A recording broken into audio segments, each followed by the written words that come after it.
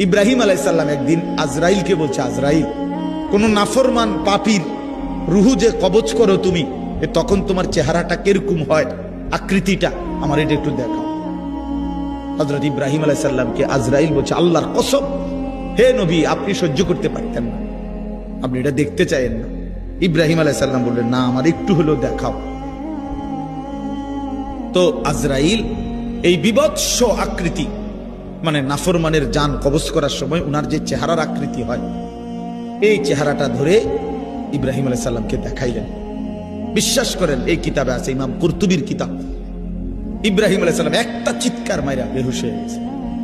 হুঁশ আসার পরে ইব্রাহিম আলাইহিস সালাম বললেন, আল্লাহর কসম, আয় আল্লাহ, মালিক আপনার কসম, কবরের আযাব, জাহান্নামের আযাব কোন নাফরমানের জন্য কিছুই লাগবে না, শুধু আজরাইলের এই ভয়ানক দৃশ্য জান কবজের সময় একবার দেখলেই তার সারা জিন্দেগীর নাফরমানির শাস্তির জন্য এটাই যথেষ্ট।